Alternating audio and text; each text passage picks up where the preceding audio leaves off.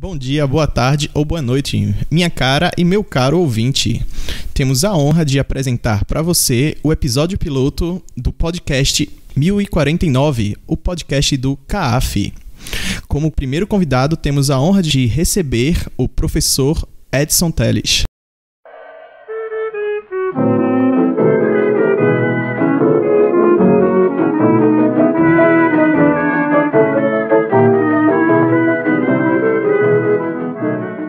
Olá, professor. Você poderia fazer uma apresentação? Sim. Boa tarde, João. Boa tarde, pessoal do CAAF e ouvintes do 1049.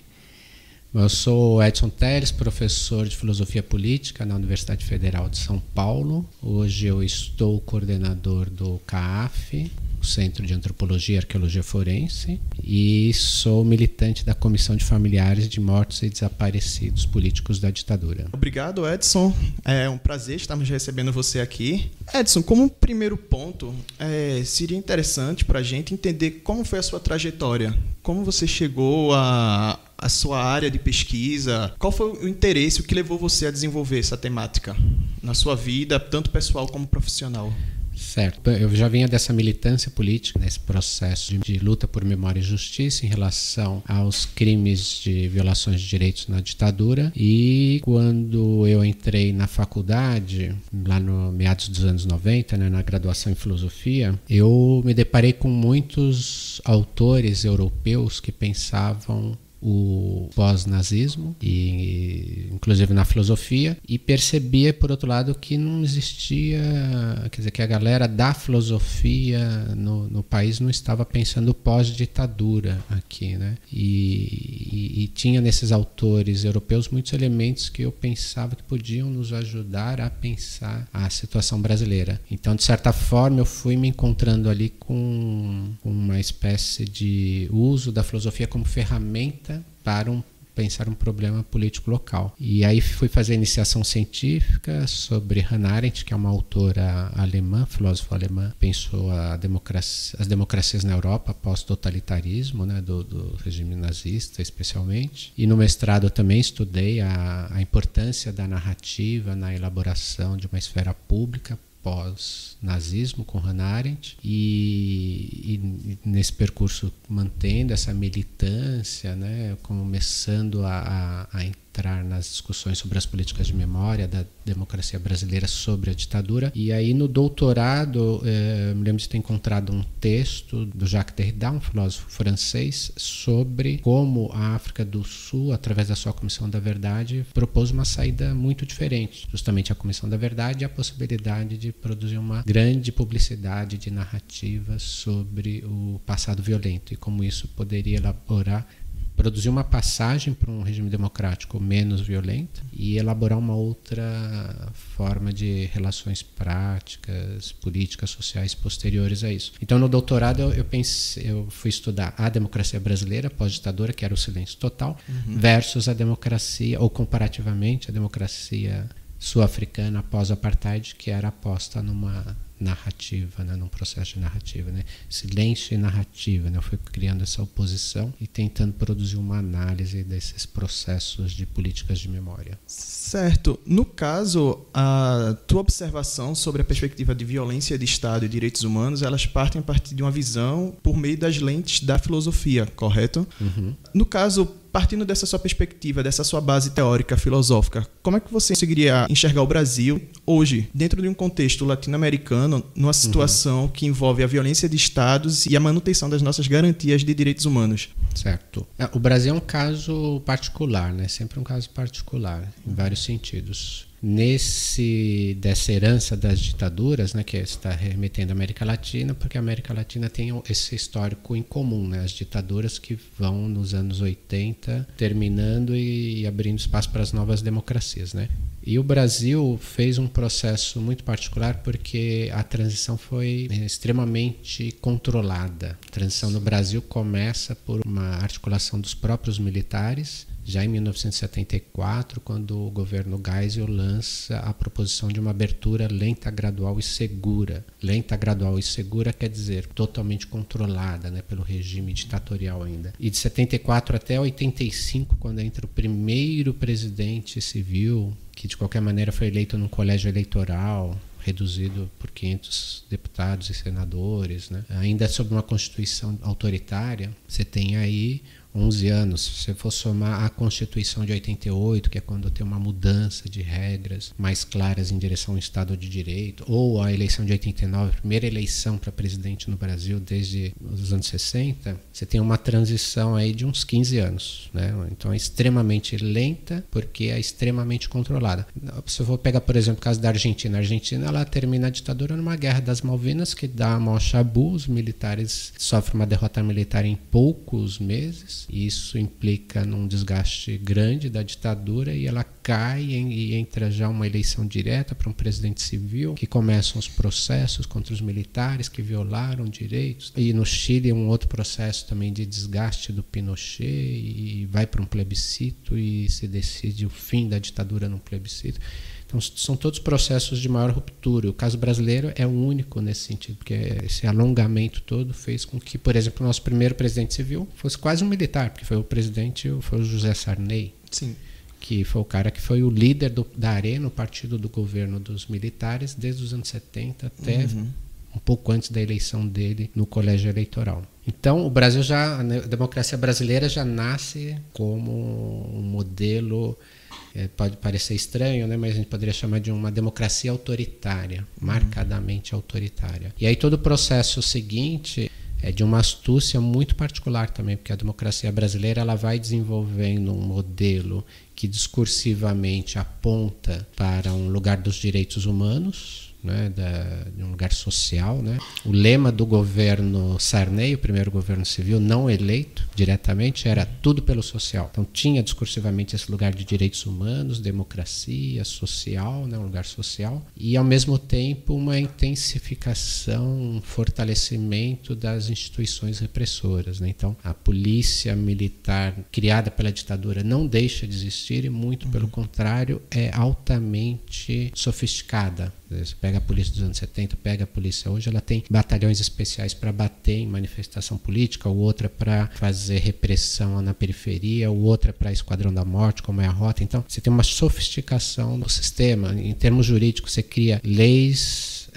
de criminalização dos movimentos sociais, cria leis de tráfico, por exemplo, que produz uma explosão do encarceramento no Brasil, né? E 90% das pessoas encarceradas estão numa linha de pobreza ou abaixo dessa linha de pobreza, que é a miséria, né? Ou seja, quem está sendo preso são os pobres, né?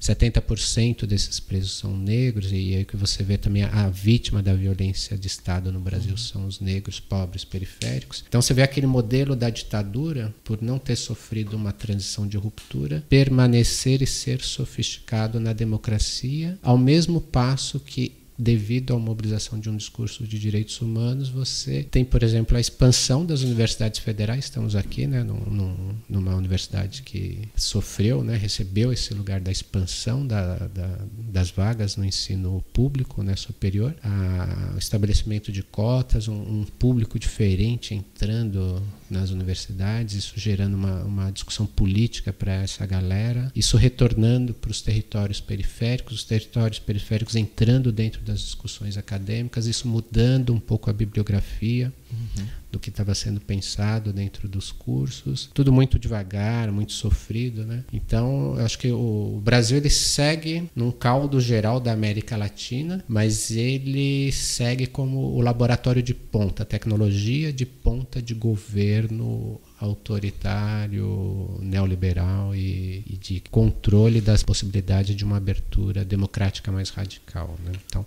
ele é a América Latina, o Brasil, mas ele também segue num modelo muito próprio ao mesmo tempo. Legal. Eu acho interessante que tu tocasse no ponto da questão da transição, não foi uma transição de ruptura, essa transição graduada. É interessante que a gente vê que em outros países da América Latina, um exemplo, o Chile, recentemente tem casos que o ditador Pinochet lá, ele é execrado pela população. Aqui no Brasil, tu acha que essa perspectiva da transferência de um regime ditatorial para um regime democrático, não a partir de um processo de ruptura, encaminhou a gente para, hoje, uma espécie de guerra de memória? Guerra de memória no sentido que eu falo, onde a gente tem as pessoas que são baseadas nos seus livros de histórias, baseados em estudos acadêmicos, que condenam esse regime, mas por outro lado você vê pessoas que acabam defendendo essa época dos anos de chumbo aqui no Brasil.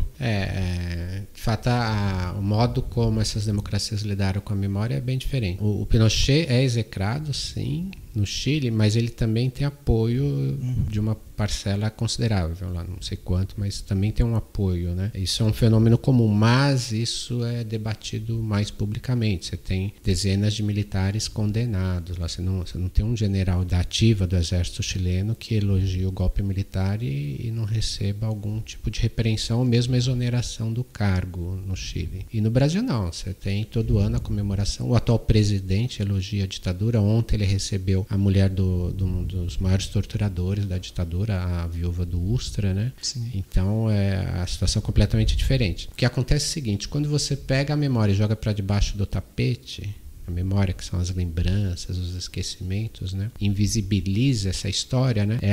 O que você produz com isso é a permanência daquilo que ela poderia narrar, né? Então isso vale para a ditadura, mas no caso do Brasil vale também para o racismo, né? Você teve o fim da escravidão e toda a memória que se poderia produzir sobre este acontecimento histórico no Brasil foi silenciada. Então não é que ela deixa de existir, mas ela passa a ser uma memória privada de determinados segmentos. Então a memória da violência da ditadura habitou basicamente as famílias de vítimas fatais, ou os ex-presos políticos, ou aqueles que diretamente foram afetados por tortura, prisão, etc., né? A memória da escravidão também permanece. Quer dizer, você vai para um terreiro, né, de candomblé, num lugar periférico de São Paulo, eles sabem o que é escravidão, sabem o que é racismo e como isso opera ainda hoje, né? Então isso é muito claro. Então isso quer dizer o quê? Essas memórias é muito difícil você eliminá-las, né? Mas à medida em que você invisibiliza e silencia esses rastros de memória, nesses traços de memória, isso abre caminho para que se conte qualquer história sobre aquilo. Então, uma boa parcela do Brasil, na medida em que a transição não foi de ruptura, não contou a verdade, os fatos, né? Não apurou os fatos do que foi a ditadura, deixou que permanecesse aquilo que a própria ditadura divulgava, que era um governo da lei, da ordem, eficiente, produtivo. E hoje nós sabemos que é uma grande farsa, né? Quer dizer, já se sabia um pouco na época. Aí você entra numa crise econômica, numa crise política no país, vem um salvador dizendo: olha, no passado que era bom, no presente que é ruim, então vamos, a partir do elogio daquilo lá, trazer de volta aqueles valores, né? Então você dá a abertura para esse tipo de acontecimento, né? No caso também, quando a gente tenta, pegando da tua fala, a gente consegue notar que existe uma relação entre os discursos que são gerados e as estratégias de ação. No caso, a gente vê uma parte do discurso muito forte vindo da academia, existe também uma militância na academia, mas em relação a as estratégias de ações voltadas à garantia dos direitos humanos, nesse pós-ditadura brasileiro, como é que tu consegue analisar essa relação entre o discurso que tem e as estratégias de ações que estão sendo tomadas? Tu acha que o discurso ele está conseguindo corroborar, está conseguindo empoderar essas pessoas que estão sendo vítimas hoje ainda desses resquícios da ditadura, ou o discurso ele ainda está um pouco distante, existe uma certa barreira entre o discurso e a ação? Tem uma distância, tem uma diferença muito grande, né? Isso daí faz parte de uma pesquisa que eu venho desenvolvendo e que eu tomo o pé dela lá naquele doutorado sobre como essas democracias elaboram esses passados violentos, né? E aquilo que eu dizia há pouco, né? O Brasil conseguiu mobilizar um discurso dos direitos humanos, mantendo estratégias e ações especialmente de Estado, violentas. Quanto mais a gente caminha para um governo mais à esquerda e mais mobilizador do discurso dos direitos humanos, mais o Estado militarizou o cotidiano da nossa vida e mais militarizou a segurança pública, ou seja, ele mais produziu ainda mais violência. Então você pega as taxas de homicídio por parte de agentes de segurança do Estado, elas só vêm crescendo. Tem uma queda aqui e ali, mas são taxas que vão se tornando números absurdos, né? Ao ponto de termos 65 mil mortes violentas em 2018, em grande medida por causa desta violência praticada pelo Estado. Os índices de violência policial de mortes por agentes de segurança também têm crescido. E ao mesmo tempo que a gente vê esse crescimento, vamos dizer assim, dos anos 90 para os anos 2000, foi um momento em que mais se mobilizou a ideia de direitos humanos, de distribuição de renda e de diminuição da desigualdade. Então veja, no caso das políticas de memória, que é um tema muito caro ao CAAF, aqui as pesquisas do CAAF, o Brasil, vou lançar aqui uma ideia, o Brasil mobilizou como fundamento teórico e político das políticas de memória a tese da justiça de transição. É uma política global proposta pela ONU, que foi criada nos anos 90, muito a partir da experiência da África do Sul, que visa a reparação, operações de justiça, a desmontagem da estrutura autoritária anterior,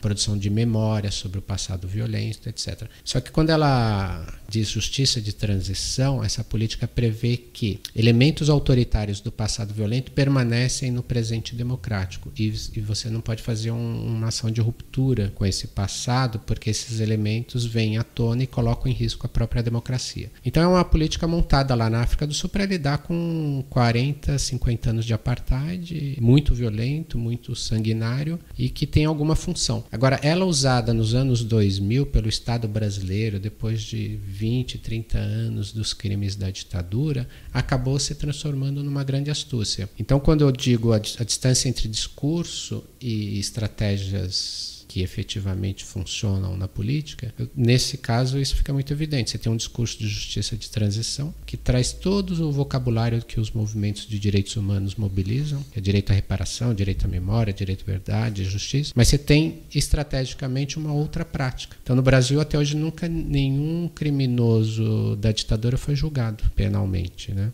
As indenizações produziram eram indenizações individuais. Então toda aquela memória da ditadura, até no processo de reparação, continuam memórias privadas, porque é um indivíduo que mobiliza sua memória num parecer, num relatório, que você entra num processo, e o Estado decide, você foi vítima, toma a sua indenização. E pouquíssimos lugares de memória, né? Então, o Brasil, na sua democracia, conseguiu mobilizar um discurso de direitos humanos, que é o da justiça de transição, e estrategicamente acabou por produzir efetivamente a manutenção de uma estrutura de violência e de não efetivação da justiça, né? O que nos leva a pensar, quer dizer, qual é mas o passo seguinte dessa pesquisa é esse discurso de direitos humanos articulado com essas estratégias, me parecem, são mais astúcias para não se produzir o fim da desigualdade, os atos de justiça, a produção da memória, do que falhas no processo da democracia. Então esse é o passo atual da pesquisa, né? Mostrar que isso são artefatos políticos de não autorização, de bloqueio da democracia.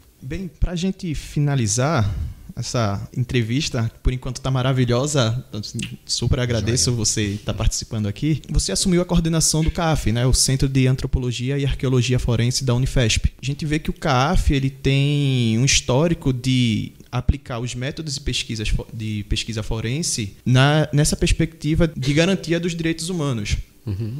Nesse sentido, quais são assim, os novos passos? O que você espera de novo para o CAAF? Visto todo esse histórico, essa memória, todas essas técnicas que foram desenvolvidas a partir do projeto de violência do Estado, a partir do grupo de trabalho Perus. O CAAF, ele completa 5 anos, agora em agosto de 2019, né? Sim. Ele me parece uma experiência singular nas ações de direitos humanos, não só no Brasil, mas eu diria globalmente. Aqui a gente tem a pesquisa principal do GTP, Grupo de Trabalho Perus, sobre a Vala de Perus, que mostra que para além não só os 2 desaparecidos que nós identificamos e outros que possam estar ainda aí para serem identificados, a gente tem uma vala com 1.000 e tantos 1.049 caixas, né? E 1.000 e tantos indivíduos que certamente são vítimas ou do descaso ou da violência de Estado e muito provavelmente habitantes pobres, vulneráveis, precarizados das periferias de São Paulo. Então, a Vala de Perus, para nós, é um retrato síntese do Brasil. A outra pesquisa nossa, que é sobre os crimes de maio de 2006, mostram como que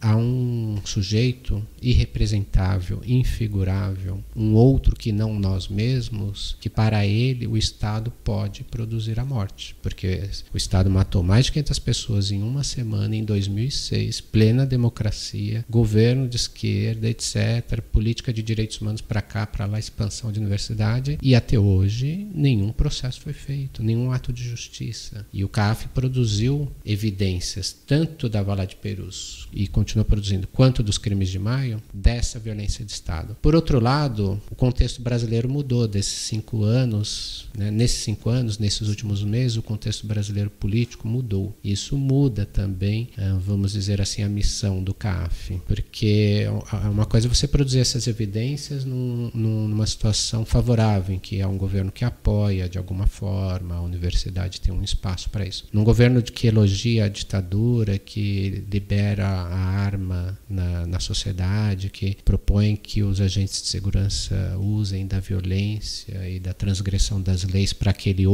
esses outros que são passíveis de serem matados, né? Esses seres matáveis da sociedade brasileira, o CAF ganha uma outra importância. Então, o que eu estou vendo no CAF é que e essas duas experiências, GTP e Crimes de Maio, foram feitas com os familiares das vítimas da ditadura e com os familiares do movimento Mães de Maio. Então, o GTP ele está montando um tripé, me parece, em direitos humanos, de forma singular e inovadora, que é juntar as evidências forenses de violações de direitos com os saberes vindos das lutas sociais e fazer esse encontro que a universidade tem muita dificuldade de fazer e relacionar isso através de tecnologias de comunicação. Está aí o podcast para mostrar isso. E com esses 3 elementos fundidos num processo aberto de pesquisa e de diálogo, entrar numa disputa discursiva pública, geral. Então, eu acho que no atual contexto, e somado com essas experiências de 5 anos que o CAF tem, ele entra numa experiência única de direitos humanos no Brasil e como eu disse, na grande parte do globo, que é os direitos humanos como lugar de resistência, mas também um lugar de disputa política, que não passa pelas instituições tradicionais da esfera política. Quer dizer, não é partido, não é sindicato, não é congresso, não é parlamento, mas é uma disputa discursiva via evidências, saberes de lutas e tecnologia de comunicação. Perfeito. Agradeço a sua paciência, a sua participação aqui, todas as respostas. E, por fim, você teria alguma indicação para os nossos ouvintes? Algum livro, filme que você gostaria, pessoal? Pode ser uma indicação livre, algo a seu gosto. Sinta-se à vontade. Puxa, as indicações, tinha esquecido desse item. Eu acabei de ler uma tese, né, sobre esse processo de transição e de montagem dessa democracia, muito interessante, que chama-se Humanizar e Expandir. Ela está publicada em livro, edição de 2018, pelo IBC-CRIM, editado pelo IBC-CRIM. Humanizar e Expandir, do Adalton Marques. Ele pega como que a universidades, os centros de direitos humanos universitários e uma intelectualidade nos anos 70 e 80 acabou participando de processos políticos nos novos governos democráticos de forma a produzir estes discursos de direitos humanos, de humanização da segurança pública, que favoreceu ao mesmo passo através da ideia de uma reforma das instituições democráticas, uma sofisticação dos meios de repressão, de militarização e de violência de Estado. Super tese. E indicaria o documentário da Beatriz Nascimento, uma pensadora negra muito importante, talvez a maior filósofa brasileira que nós tivemos, que nos anos 80 produziu o documentário Ori, que fala sobre como que as formas de resistência dos quilombos brasileiros do século XIX permaneceram e continuaram nas formas de resistência das favelas cariocas dos anos 50, 60 e 70. Super atual para a gente pensar hoje formas de resistências. Bem, pessoal, agradeço a Edson pela participação e agradeço vocês por terem escutado o podcast do CAF, o 1049, e até a próxima. Valeu, gente. Sucesso para o 1049.